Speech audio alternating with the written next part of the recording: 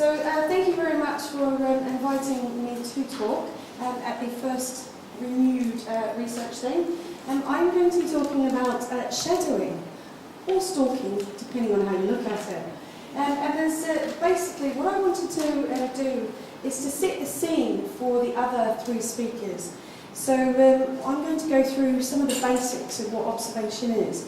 So hopefully, even for you harder music researchers, there might be something new in here for you. I'm also going to be talking about a case study sort of sprinkled in there, but most of it is really about the details of how it works. So, shadowing versus stalking.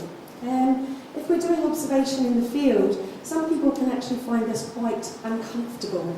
I've had several people who've said to me before, what do you mean you've followed people around for several hours at a time? That could be construed as stalking, but I like to think it much more as a scientific project. Now, what is observation? Now, hang on 1 second. I just need to do this. I can't read my notes on here. Can you make it bigger for me, Jimmy? So that I can actually see my slides. Oh, while he's doing that, I'll just work from my notes. Oh, thanks. Okay, so I'll work from my notes with several things in my hands. Okay, so shadowing is just one way of observing, but observation in itself has lots and lots of major benefits. So when we're actually dealing with, what have we done? Go back. Go back. There we go. Okay, I'm just going to use the good old laptop way of doing it. It's much easier. Okay, so observing people in the real world. Now the thing is we talk about contextual analysis, and actually most of the time we don't actually do it in context. And observation is really, really important to think about the context specifically. Now, one of the things is that with observation in the real world is that we get a much more holistic view of how things work. And it's really, really useful for really complex work environments or complex environments in general, because we can see all of the nuances of what's going on, rather than in the lab where it's kind of artificial. What we need to do, one of the good things with observations is that we get a really, really rich picture. Now, what we need to do is decide which bits we need to focus on, which bits we want to move out. One of the things is that we've got varying different levels of researcher involvement in observation.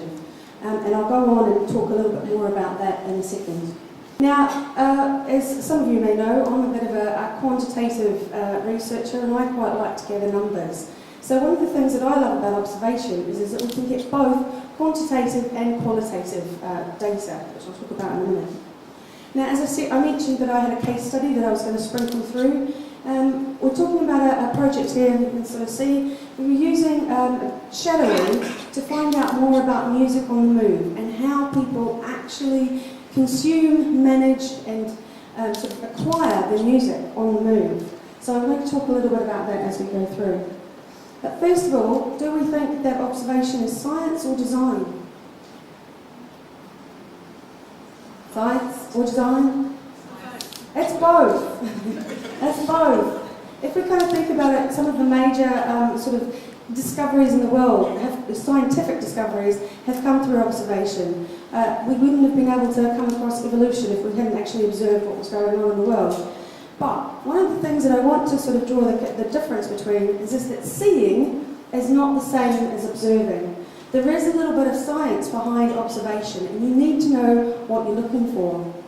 Now, casual observers will sit back and watch what unfolds, but a real scientist will actually have something that they're trying to test, potentially a hypothesis. Now, I know Franny is going to talk about how you should be going in there with an open mind, but typically you've got something that you're actually looking at testing.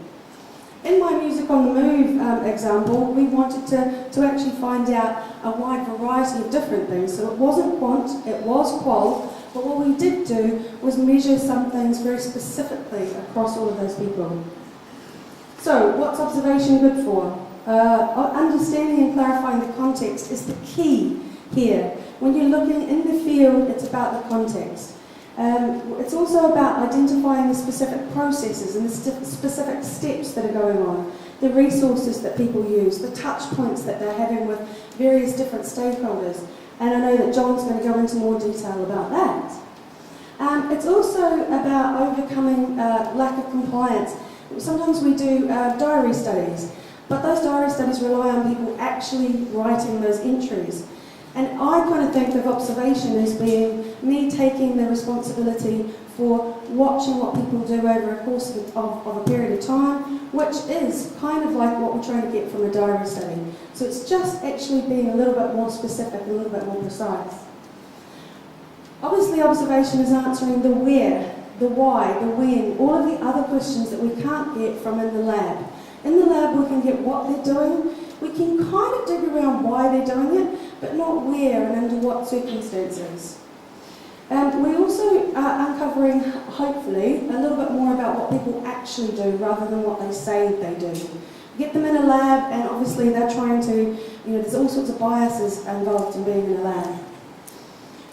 Discovering patterns of behaviour. If we're in a lab, we've got a very short period of time, whereas with observation we can do it over a much longer period of time, so we can actually see these patterns start to emerge.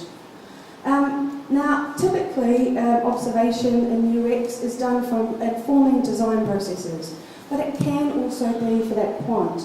It can be looking at making specifics as to how often does a specific thing happen under specific circumstances. Now, one of the other things is looking at the trivial or mundane. If we ask people what they do, quite often they're not able to articulate all of the little things that they do during the course of a day or when they're interacting with a specific part of technology. Whereas if we're watching them, we can see those things and we can record those things. The other thing is actually observation, which doesn't seem surprising, is seeing the world from somebody else's point of view. I don't know how many of you know about Temple Grandin. People know about Temple Grandin? Right. Temple Grandin is a researcher, and she designs cattle facilities for slaughterhouses. Now what she did was that she actually got down on all fours to actually see what the cattle were doing. She observed them for many, many months, as well as actually immersing herself in that environment so that she could design the best possible ways of slaughtering cattle. Whatever. Okay, so different types of observation. Now, we kind of use this term observation, and it can mean varying different things, and we've got varying levels of researcher involvement. Now, the purists in the room, natural or covert research means that we are basically standing back, no interference whatsoever. We're watching things happen in the natural environment as much as possible. Typically, we don't get the opportunity to delve any deeper or talk to the people who we were observing. We may have the opportunity to talk to them afterwards, but if we're being purists and we're actually in the natural environment, chances are we won't. If I use an example, with the music on the move example, if we were wanting to see how people actually consume music on the tube, then chances are I'd be riding around on a tube for several days at a time, watching what people do. I'm not going to walk up to the strangers and talk to them. That would be stalking. More commonly, we probably use controlled observation, where we actually have some level of a contract with the person that we are following. Quite often, we would set them a specific task to do, and then we would be talking with them. We might be talking with them not at all.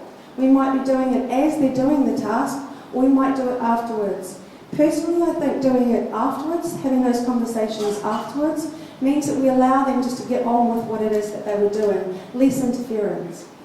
There's also the participatory observation, where we actually join in and become involved in the activities. And usually that kind of inquiry would be concurrent. We'd be talking to them as they were doing the task. Some people prefer one or the other. Personally, I think what usually happens is there's a little bit of all three that come in there. We can stand back, we can set them a task, and we can join in. And I don't think that we need to be too particularly pure about this unless we're writing a master's thesis. There's also indirect observation. So anybody know how in the old days they used to decide how many people were watching Coronation Street? It was the electricity spike during the commercial breaks. So we can do indirect observation of behaviour as well, but it's not something we've covered here too much. Okay, types of data that we should be looking for. Contextual, that's the richness that we're actually wanting to get. So with regards to the contextual, sorry, my apologies, I'm on the wrong slide. Different types of data, qualitative data versus quantitative data. The qualitative data is the who, what, where, why, when, and that's great, really good for informing design. But the quantitative data, to answer a specific question, is also really, really useful. Quite often it's used to do things like prioritising design efforts. It can also be used to quantify exact behaviours so that people can decide where and when to focus their efforts. Things like frequency, duration of a particular activity, the sequence in which they do things, the percentage of time spent on activities, etc., etc., etc. During the Music on the Move research, we were just looking at qualitative, but we were also looking at the sequence, because we wanted to know whether or not people acquire, manage, or consume, and in what order they were doing that as well. What to measure? Well, my suggestion is don't go out there and say I'm going to measure everything or record everything, because you'll be inundated. But we want to focus on the physical stuff, where they are, the social aspects of what they're doing, the environmental, technical, organisational, and all of the other stuff as well. I know I'm out of time. Who to observe. Now, one of the big things that I would say about if you are shadowing people and you have a contract with them, make sure that they aren't odd. And it does happen. Because if you've actually agreed with them that they're going to do a certain task, you want to make sure that they're going to do that and not go off on some complete tangent. It can be quite difficult to get people's permission because they don't necessarily like to be followed around, but if you're paying them enough, they'll usually come on board. Where should you observe them? Well, in the context in which you are interested is pretty much the answer here. My suggestion is that you need to think about the contract that you've got. Sometimes it's with the person that you're interviewing, in which case you're following them. You should be following them in whichever environment. If you're looking at the organisation, then you definitely need to have permission from the organisation. If you're, say for example, rough trade, if you actually wanted to have study them, you need the contract with them. But if you're doing the stalking type of stuff, where you haven't got a contract with anyone, make sure that you know about the legalities. It is really good to get permission, and there are restrictions, but there's also some misnomers about this. Schools and hospitals are definitely difficult, and you do need specific permission. Franny will talk about that. But you can photograph private property as long as you are on public property. Shops are not public property, and sometimes they do have caveats that if you take any photos on there, they can throw you out, and you don't want that happening. Also, with children, you can take photographs of children as long as they are in a public place. You can't use them for any dodgy purposes.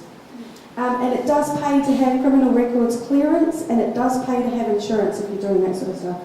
I'm going. Logistics, and I know that Franny goes into this a little bit more. One of the most important things if you're following someone and you've got a contract with them is to build rapport and agree what it is that you're doing, you know, how you're going to follow them or when you're going to talk to them. Tools of the trade, a notebook and a pen is the best thing possible. Trying to use a video camera or a microphone, it can be pretty much impossible because you know you've got people moving around and shuffling around. It's not always a good idea. Length of sessions, I know that John talks a little bit more about that, but you know, I understand that there was a piece of research that was done where they followed politicians for 4 weeks. Please count me out of that one. Payment, definitely if you're following someone, I'm kind of thinking it's your normal sort of £50 payment, but if you're following them for a prolonged period of time, you need to kind of recompense them appropriately. And safety protocols. Always let people know where you're going to be. Because if you're doing this out in the real world, it is possible that if you haven't screened properly and you've got somebody odd, you might get into a dodgy situation. Tag-alongs, John is going to cover. And my take-home messages. Never go in cold. Always have those conversations and make sure that you know who you're talking to. Plan the data that you're going to gather. Don't try and capture everything. Write down as much as you can and take photos if you possibly can. Your mobile phone is perfectly adequate.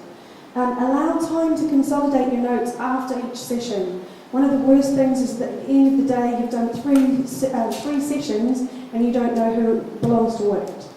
Have someone to discuss the data with. Don't ever analyse on your own. I always sort of think practicing taking notes, because it's not that easy to do on the move while you're trying to have a conversation. And don't try to do too much in one day. Thank you.